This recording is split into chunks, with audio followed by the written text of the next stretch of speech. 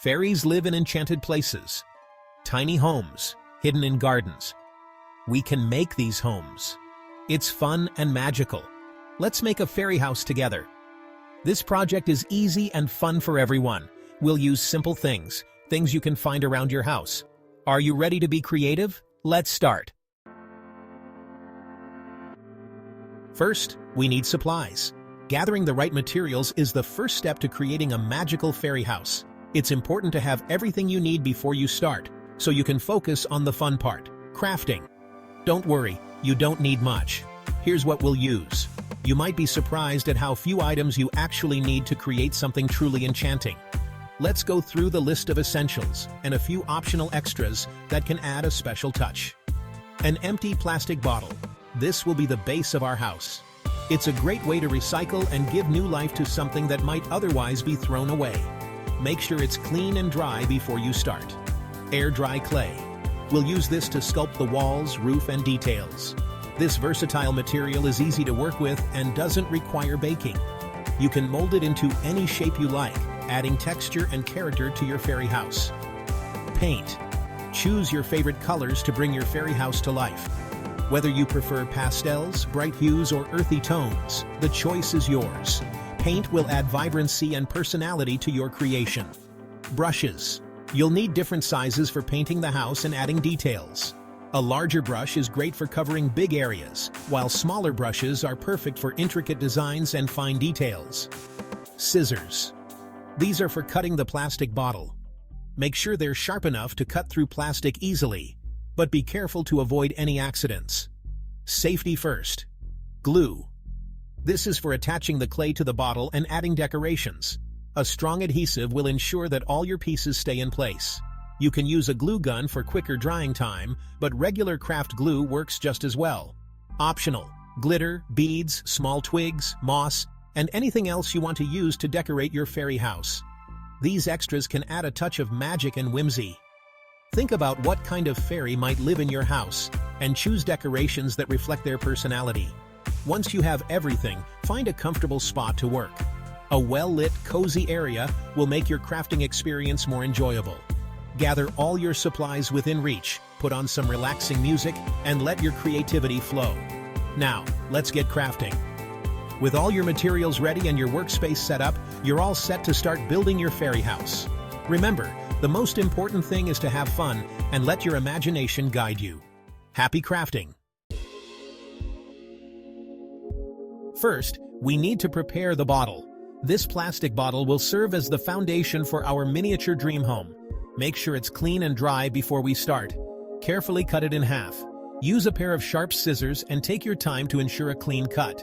Safety first. So if you're a child, ask an adult for help. We'll use the top part for the house.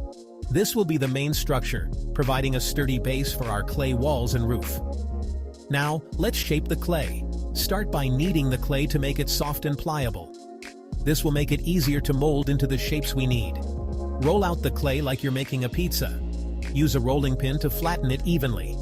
Aim for a thickness of about 1/4 inch to ensure it's sturdy but not too heavy. Cut out shapes for the walls and roof. You can use a knife or clay cutting tools to create rectangles for the walls and triangles for the roof. Be precise to ensure they fit together well. You can make them smooth or add texture.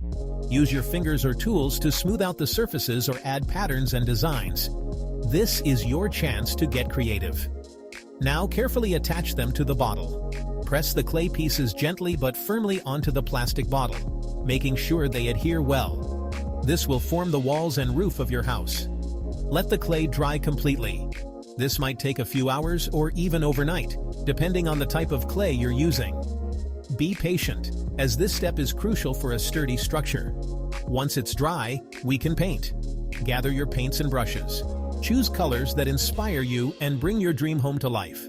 Paint the walls, the roof, the door, and any other details you like. Be creative. Add windows, flowers, or even a little garden. This is your dream home, so make it as unique as you are. Now comes the fun part, decorating. Here, you can let your imagination run wild.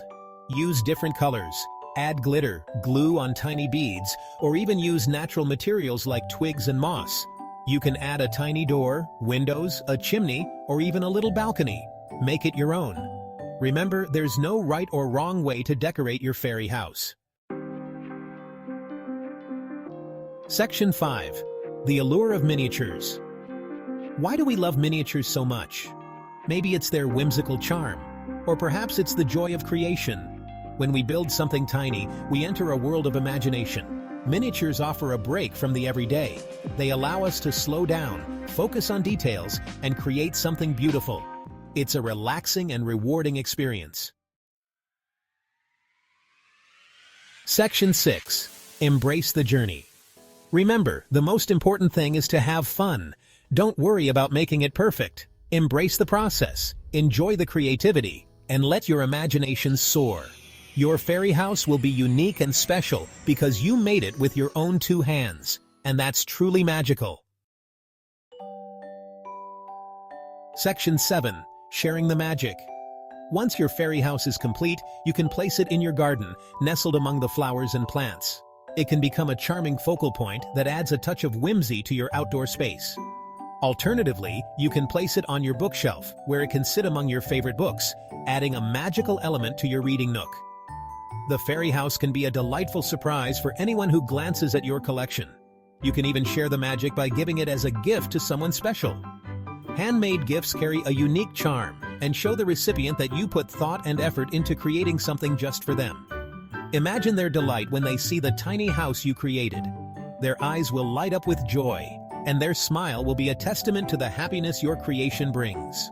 It's a wonderful way to spread joy and inspire creativity in others.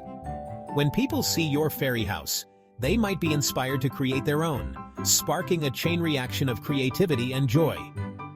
Crafting together can also be a bonding experience, bringing friends and family closer as they share ideas and work on projects side by side.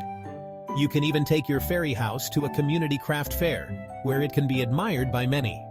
Sharing your work in such settings can lead to new friendships and connections with fellow craft enthusiasts.